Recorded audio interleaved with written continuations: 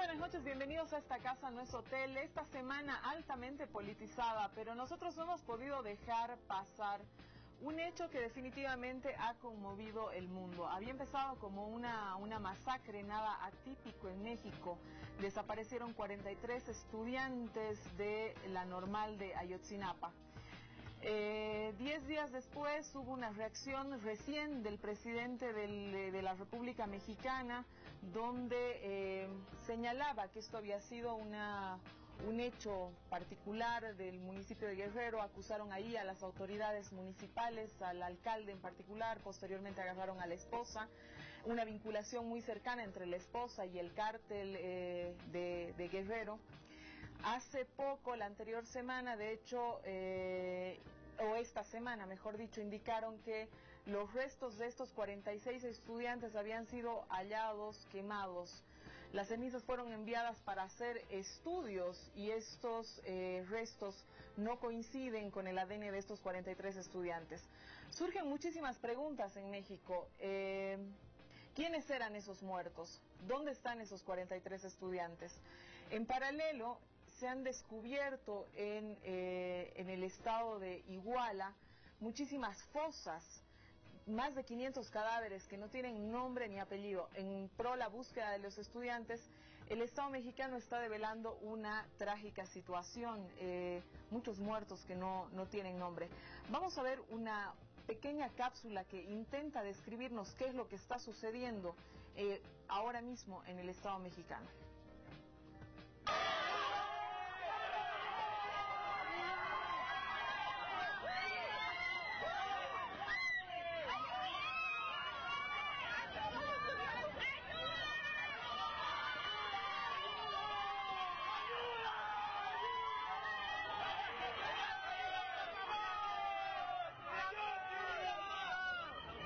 Estamos aquí para invitar al pueblo a que se una a nuestra lucha para lograr dar con nuestros 43 compañeros desaparecidos. No queremos irnos sin antes lanzarle una interrogante a todo el pueblo. ¿Qué harías si el número 44 fuera tu hijo? ¿Qué harías si el número 44 fuera tu hermano? ¿Qué harías, pueblo, si el número 44 fuera compañero de trabajo tuyo, compañero de escuela? Pueblo, no podemos permitir que este acto de salvajismo, de brutalidad por parte del gobierno quede impune. A nosotros nos va a tocar vivir el fuerte impacto de todas las reformas que el gobierno está promoviendo. En nosotros está el cambio, compañeros. Pongamos esa reflexión a andar, esa conciencia, y entendamos que esto no lo merece nadie, no lo merece el pueblo. México necesita cambiar y necesita hacerlo ahora. Vayamos concientizando no solamente a nuestros padres, sino a toda nuestra familia, compañeros, a nuestra escuela. Sumémonos a la lucha de los guerrerenses, de los normalistas, de los estudiantes, de todo un pueblo, de todo el mundo. Es el mensaje que queremos transmitir, que se unan a la lucha de los estudiantes. Queremos con vida a los 43 compañeros desaparecidos. ¡Ayotzinapa, hermano! ¡Michoacán te da la mano! ¡Ayotzinapa, hermano! ¡Michoacán te da la mano! Realmente muy triste la situación que está sucediendo ahora en México. Hemos escuchado a muchos pronunciarse, incluso el Papa, mandar una oración por estos 43 estudiantes. El presidente Evo Morales también ha mandado su solidaridad por la desaparición de estos estudiantes, al igual que muchas autoridades mundiales. En paralelo, el presidente Enrique Peña Nieto viaja a la China para cerrar algunos negocios, para hablar de qué es lo que está sucediendo en México y su influencia en el resto de la América. Hemos invitado esta noche, y por primera vez, Hugo José Suárez. Bienvenido a esta casa, no es hotel. Has llegado hace poquito de México. Correcto, muchísimas gracias por la invitación. Hugo José, yo no voy a perder la tradición del programa. Si me tuvieras que titular mañana la prensa en relación a lo que está sucediendo en México, ¿cómo lo harías? Crisis humanitaria. Muchas gracias, bienvenido a esta Casa No es Hotel. Con nosotros también esta noche César Hernández. César, bienvenido, director de un periódico digital mexicano independiente que se llama Revolución 3.0 y que ha tenido la gentileza de facilitarnos la cápsula ahora. César, si tuvieras que titular mañana Revolución en función a lo que está sucediendo en México, ¿cómo lo harías? México, su peor tragedia en la última década. Gracias, bienvenido. Los últimos 100 años. Con nosotros esta noche también alguien que ya es un habitual y que me encanta tener en el programa, Rafael Archondo. Hola Susi, ¿cómo estás? Un saludo también a los mexicanos del frente. Bueno, tú también has estudiado en México. Sí, yo también, sí, me siento un poquito mexicano. No tanto como ellos. No tanto como ellos, los tacos, pero los tacos te gustan. Me siguen gustando, sí. Titúlame la prensa de mañana. México se sacude. Con nosotros también Daniel Agramonte, internacionalista. Siempre, Daniel, un gusto tenerte. Gracias, Susi. Daniel, si tuvieras que titular mañana la prensa, ¿cómo se haría? Yo diría, el caso de los 43 estudiantes pone de manifiesto el gran poder del crimen organizado en México. Muchísimas gracias, Daniel. A ver, César, quiero empezar contigo. No es la primera vez que nosotros escuchamos que existan este tipo de masacres en México. O sea, si uno hace una revisión de la prensa, o por lo menos la prensa que nos llega por acá, siempre uno escucha que en México hubo una matanza. Hace un par de años atrás hubo también una matanza de estudiantes, pero muy rápidamente se disipan estas manifestaciones. ¿Qué es lo que hace especial a esta? ¿Qué es lo particular en la desaparición de estos 43? Que hasta ahora las manifestaciones han sido de alguna manera sostenidas, y por primera vez, al menos que yo escucho y que haya revisado, es que se pide la renuncia de un presidente. Efectivamente no es la primera vez ni la más trágica, ¿no?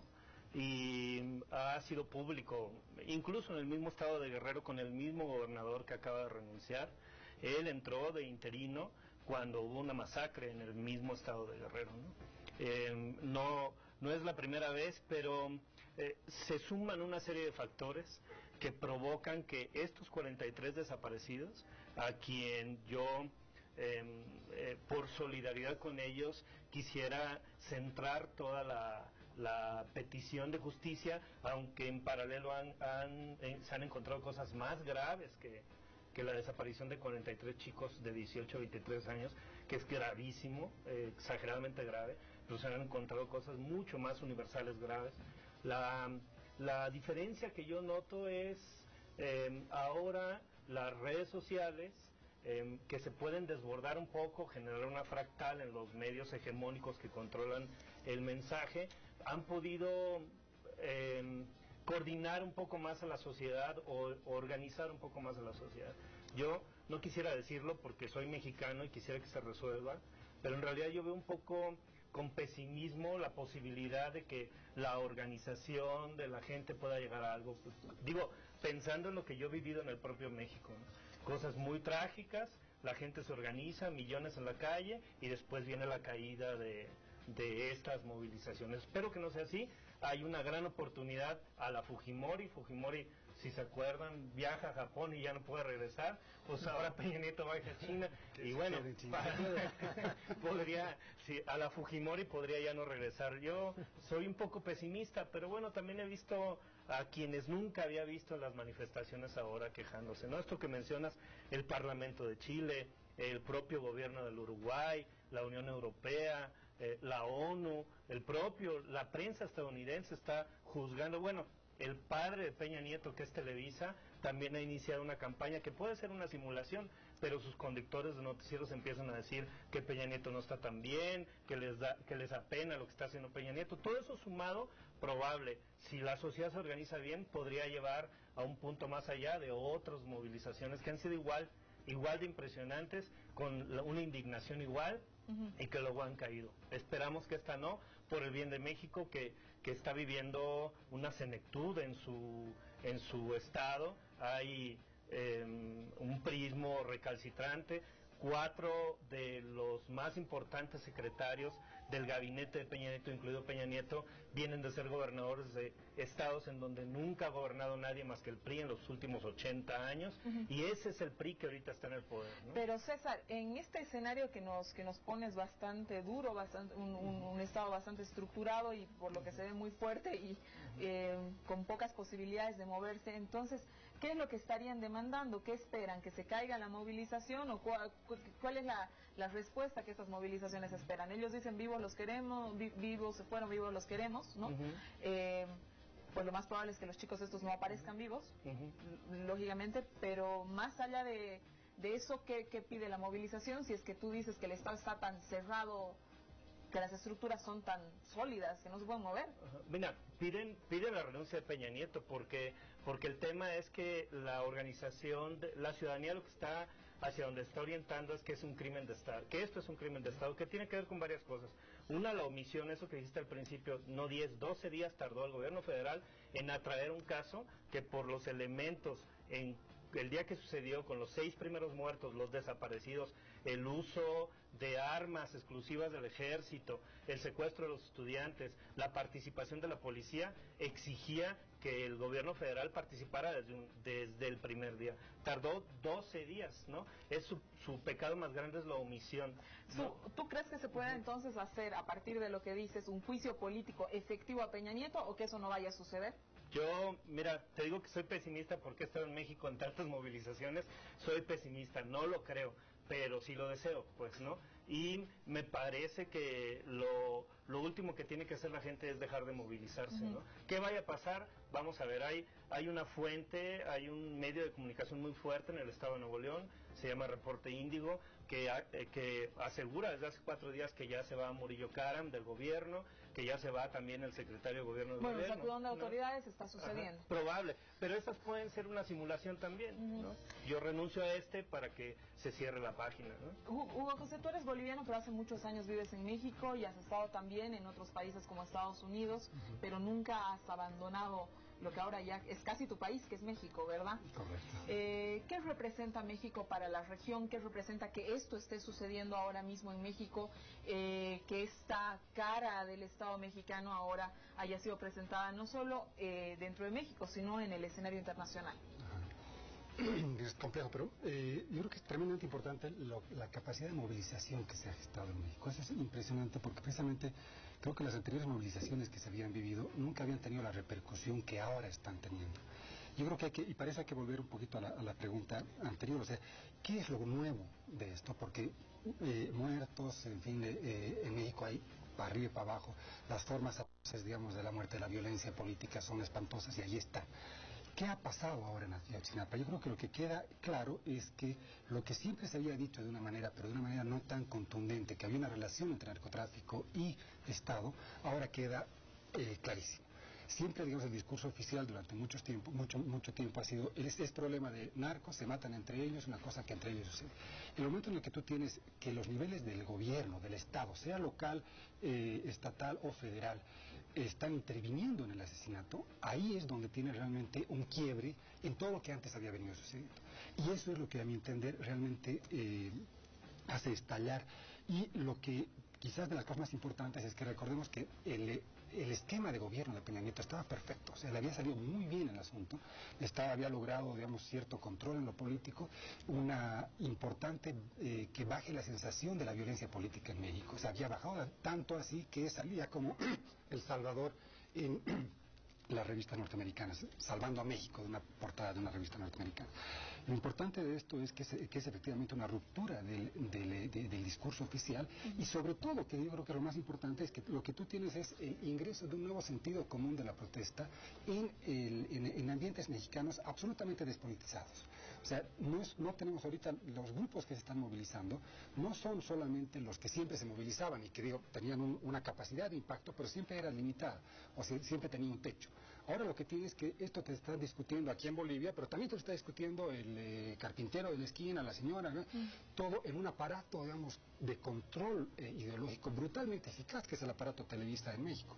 Sin embargo, a pesar de ese aparato de control, tú tienes que este es un tema de discusión pública y donde la gran discusión es un crimen de Estado, o es un crimen de un municipio y por lo tanto de un alcalde. ¿Crees vos que las movilizaciones puedan conducir a otro lado más allá de todo esto que me parece importantísimo todo lo que has dicho, que es, digamos, mostrar la cara, ¿no? Bajar, o sea, la pantomima de gobierno que se había montado, de alguna manera ya está expuesta a los ojos de los mexicanos primero y del mundo entero, pero más allá de eso, que es importantísimo, ¿crees que la movilización decanta en algo?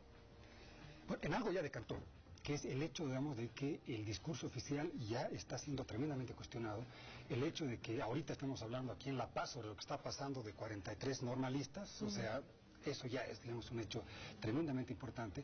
El hecho de que ahorita la capacidad de movilización, ahorita en la UNAM están viendo si se va a ir a huelga general, eso no pasaba hace 15 años, o sea, no sé, eso ya es un logro, digamos, de los movimientos tremendamente importante. Ahora, ¿en qué se va a materializar eso? Es complejo saberlo porque como el tema es un tema donde la demanda es muy compleja, es que aparezcan vivos se los llevaron y vivos los queremos, y no tiene una canalización directa, como fue en el caso, digamos, boliviano, es decir, fuera Goni o fuera Collor en Brasil hace otros años.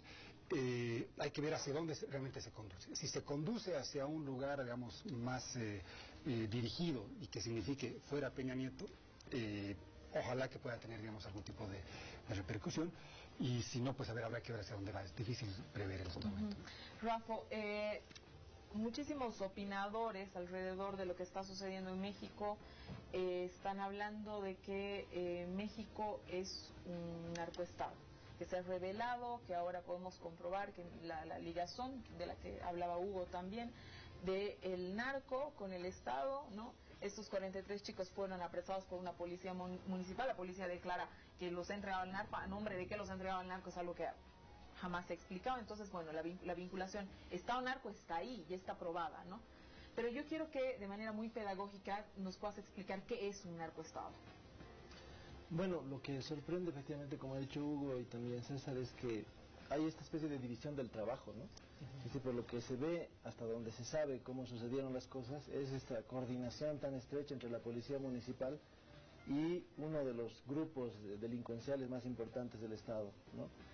Y que se produzca una transferencia, digamos, de los detenidos a manos de personal del cártel, y que el grupo actúe con esa libertad absoluta en un predio municipal, ¿no? Que es este basurero donde actúan y donde se supone que quemaron los cadáveres. Es decir, esa especie de coordinación a nivel ya de uno de los niveles del Estado, en este caso el municipio, con los grupos de la zona, en esta especie de corredor, que no sé si está formando parte de esto que se dice de Cuernavaca, de Acapulco hasta Cuernavaca, ¿no es cierto? Un corredor delincuencial donde funcionan la mayor parte de los delitos en 3 estados de México.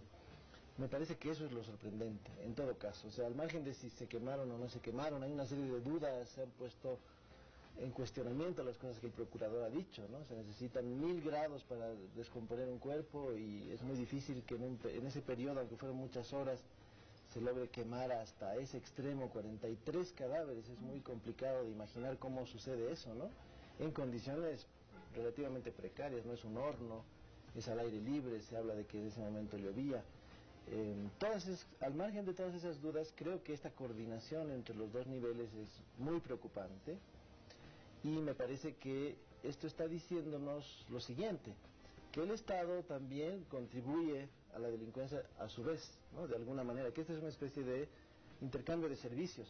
Es decir, ustedes se ocupan de estos detenidos, los hacen desaparecer y de esa manera ingresan en el ámbito de la crónica roja y no en el ámbito de la discusión política, pero indudablemente el Estado hace también cosas a cambio de los servicios que ha recibido, en este caso, de un grupo de delincuentes. Entonces, yo creo que eso es lo más preocupante. Y sí, en la época de Calderón, en el sexenio anterior, había la idea de que el Estado mexicano combatía a estos grupos y que por eso México estaba pagando una factura muy alta en su contribución, digamos así, en la lucha contra el tráfico de drogas. Pero si esto más bien opera de otra manera, es decir, si más bien es el Estado el que hace unos acuerdos para finalmente beneficiar a los grupos delincuenciales y a su vez que estos reciban beneficios del Estado, creo que eso es lo más grave, ¿no? Si eso es realmente así como se ha visto, es un asunto de primer orden, o sea, ya no es un tema solamente local. Sobre eso, Daniel, Tú has estado metido en muchísimos estudios alrededor de la lucha contra el narcotráfico, pero yo me voy a quedar un poquitito en la injerencia que el narco puede tener a un Estado. Desde tu punto de vista, desde las revisiones que hayas hecho, ¿alguna vez has visto un caso semejante de la injerencia del narco en un Estado?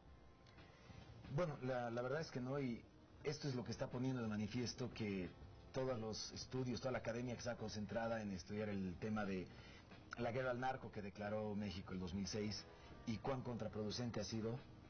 Eso, estamos hablando de un Estado que ya se cansó del narcotráfico, pero que es difícil pelearla. Ahora yo creo que estamos ya en otro paso, que no es solamente que es difícil pelear, sino que haces cuando el narcotráfico ya ha corrompido varias esferas del Estado. Entonces este monopolio de la fuerza que debería tener solo el Estado y que lo tenían antes estas bandas de crimen organizado, de repente tienen estas bandas de crimen organizado y lo manejan de forma conjunta con el Estado, tal como decía Rafa, ¿no? Si en este caso vemos que el alcalde fue el que dio la orden, y dio la orden no solamente a la policía que lo decía, sino también a varios sicarios de este grupo famoso. Entonces al final entre ellos han coordinado cómo es quien los captura, y a lo mejor la policía pues los entregan, nosotros ayudamos, nos vestimos de civiles. Entonces ahí ya no estamos hablando de cuán fallida ha sido la guerra al narcotráfico declarada por México, por Calderón, sino estamos hablando de cómo podemos hacer para recuperar el Estado. Todo el tiempo que había estos abusos en México, desde el 2006 se decía que las Fuerzas Armadas no estaban para estas tareas de seguridad.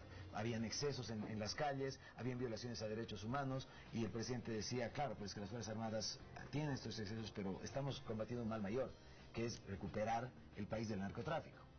El Estado, totalmente transparente, totalmente serio, quiere encontrar mecanismos para recuperar esto, pero ahora vemos que no. Vemos que el Estado, cuando le conviene, puede mostrar esta cara, y me parece que es lo que está sucediendo en México, ¿no? Mayor y menor medida, claro, dependiendo del Estado.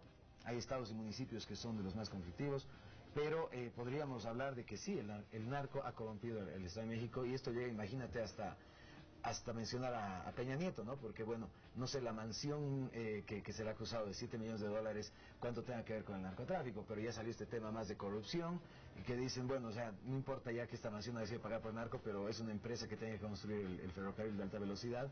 Entonces, ¿dónde estamos? ¿Qué clase de Estado es el que tenemos? Y por eso ahora es el hashtag no tan conocido de fue el Estado, y hay otro, ya fuera Peña Nieto, ¿no? Bueno, increíble las últimas declaraciones de Peña Nieto, donde dice que Ayotzinapa es un caso aislado y que México está en paz, ¿no? Bueno, para seguir hablando de México, nos vamos a un cortecito, ya volvemos. Quédese en esta casa, no es hotel, que vamos a ver cuál es la influencia de México en la región. Vamos a hablar de lucha contra el narcotráfico. Quédese con nosotros.